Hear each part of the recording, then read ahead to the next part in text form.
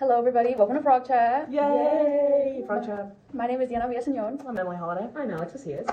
Today we will be talking about women in STEM. With a focus on oppression specifically. Yeah. Well, I guess I'll start us off. Start us For off. as long as women have been in STEM, they have been oppressed and faced pushback. It's always going to be comically natural. But, what does it mean to be a woman in STEM? Mm-hmm. Well, to be a woman in STEM is to be part of a growing narrative that champions diversity and innovation. But for as long as these people have been around, or women in STEM have been around, like I said, pushback has existed. Notably, the first woman didn't even get her first medical degree till 1849.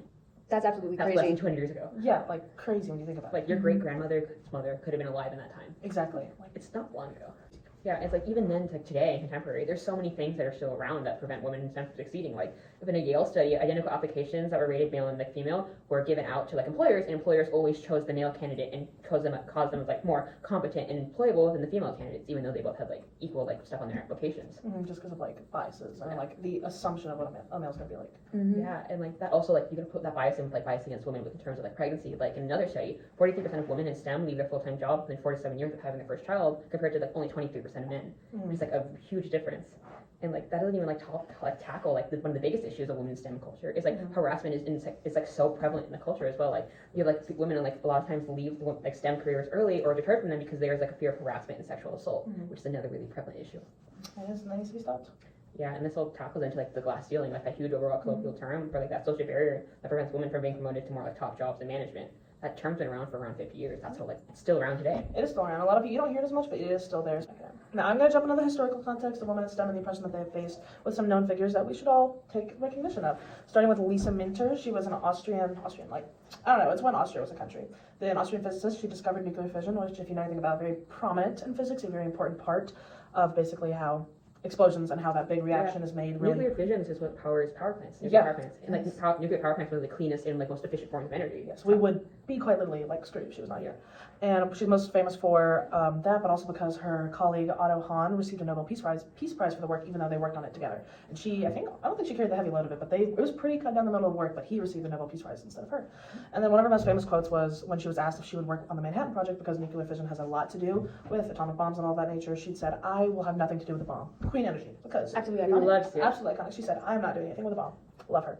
Next, we have Mary Jackson, and if any of you have seen Hidden Figures, you know that she's a character on Hidden Figures. Great Her story movie. is told. Great movie. Everyone go watch it right now. Underrated movie too. Nobody talks about it No anymore. one talks about it unless you see a TikTok clip about it. What is it? The TikTok with the Minecraft over it. Oh no, literally, and The she's like, tutorial? "I don't have the money to afford pearls," and then everyone's like, "Oh, it's such a good movie," but never goes and actually watches the movie. And they're like, "Yes, this clip is good, but the whole movie is good." Anyway, she was the first African American female engineer in NASA. She ended up having one of her more notable experiences of oppression in this field, besides just racial discrimination, gender discrimination of the sorts, was that she had to go to a court to have permission to attend night classes at a segregated school at the time to finish her degree and keep on her track. Again, really sad that she had to actually go to a judge to get that at the time, but it was also during it was the 1800s. But yeah, she only worked at that was 1958. That's not even 100 years ago. Crazy. She had to go do that to work at NASA. Yeah, what is it? My grandparents were alive at that time. Literally, It's not long ago. And then lastly, we have Emily. I want to say it's Noether. You know how to say that? Okay. Anyway, she's famous for her groundbreaking contributions in mathematics and physics. Also known for Noether's theorem, which, if you know anything about it, is a connection between symmetries in physics and conservation laws. Basically, she created the entire foundation for modern physics as we know. Queen. Round of applause, real quick for her. Because where would we be without her? Anyway, one of her known things is that she was a German woman and taught and learned a lot in Germany, and she was not allowed to teach lectures under her name. She had to teach them under her male counterpart's name so that she could actually teach in these lectures. And I think she was able to teach under her name in 1919. Yeah, enough yapping. I'm done. I want to talk about women in STEM in fiction, and one that is one of my favorites is the novel and TV show Lessons in Chemistry. Because we know fiction does relate to reality. Yes, absolutely. Fiction. So the main character of the series her name is Elizabeth Zott. She is a chemist, and at the beginning of it, she's doing her PhD program, and just so much bad stuff happens to her. She's massively oppressed. She gets sexually assaulted by the head researcher of the program. Of course. She's denied credit even though she does a big chunk of it. She, of course, does not get paid as much as her male colleagues. She's being excluded from events and opportunities outside of the program. And then by the end of, I think it's the first or the second episode, she gets fired when they find out she's pregnant. Of course. So she Even though basically got it the was whole illegal. deal. Yeah, illegal at the time. She got the whole deal. She mentioned it too, it was illegal and they still fired her. Yeah. So she did not finish her PhD. Oh gosh, wow. Even if all that does happen to her, it's still great to see representation of women in STEM, specifically their hardships in media. Because I think like not sugarcoating it is the best way to do it. Yeah. By sugarcoating it, it's kind of like silencing the issues in of itself. But by not doing that, you're like bringing awareness to it. Like, oh, here's stuff that happens. We should probably change it. Like this is exactly what happened, and there's probably many women that have lived her life Yeah, as well. tons of women that, have done that. Like lived each part of that specifically. They probably which is felt the sad part. represented too. Yeah. Great empowering movie, especially for the older generations of women in STEM and scientists. This is all the nature. Well, we can dive into some more personal commentary now. If anyone wants to start us off. I'll do it. I had a friend in high school. Her name was Jazz. She was a math whiz, Period. top 10% of our high school class, and she joined the math club at our school her sophomore year. And a bunch of our classmates would not give her the harder problems, even though she could do them. She's proved time and time again that she could do them. Obviously, she could. And this wasn't made aware to the staff or anything. They would just do it when they weren't in the room. And I had to help her, like, kind of fight for it. She didn't end up getting those problems, which I'm glad for. She did them well. She did them right. Obviously. Because of course she could. She could. Because she's capable. She can do math, guys. More than capable. More More than capable.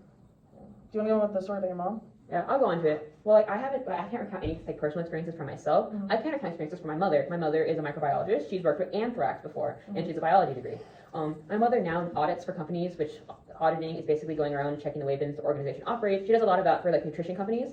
So what was it? She told me around like a few years ago, she went to go audit this one company as the head auditor. So she ran everything. And when she walked into the building, the first thing the main staff asked her there was, "Are you the secretary?" They didn't ask her what. They didn't ask her if she was. They assumed she was. They asked, "You're the secretary. Where's your boss?" And you can imagine that she felt pretty insulted by that. Oh yeah. I'd be insulted. Yeah, because it kind of does like play into how like nowadays people automatically assume like a woman can't be certain like occupation. Like female physicians I've talked about before, like people automatically assume, "Oh, are you a nurse?" Like, no, I'm a physician. Exactly. It's like it plays on that too. And it's like, yeah, my mother did fail that company pretty bad because not only did she experience that, which pissed her a bit off, she said their company overall just sucked. Oh, Yeah. love that for her. Because I would do the same thing. I would do the same thing. She's like, well, there was no bias. I was pissed off, but they had it coming. Yeah, they did. They had it fucking coming.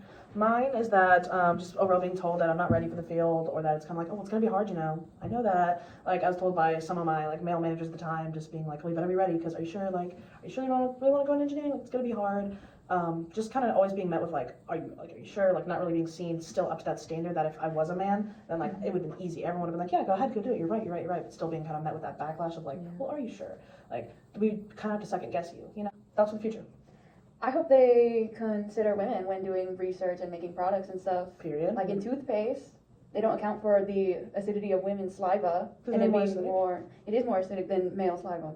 Period. Yeah. Like, And, really and most toothpaste don't account for it. It's like Wow. it's like what is it like? The basic dimensions of like car seats and airbags, mostly designed for men too. So that's why a lot of times the airbags don't like people, right? Or like if you ever notice when you guys sit in a car, it's kind of uncomfortable when it shouldn't be that uncomfortable. That's primarily why. If they don't use our dimensions, they use a man, so we shouldn't be considered like, oh, we need to include them too. Yeah, we because women have wider hips and we Yeah. have more like features that like are made for childbirth. we should be dramatically like included, I think. Yes, it should be more gender neutral. If you don't want to include, just make it gender neutral. It's Yeah. that simple. It'll fit everyone.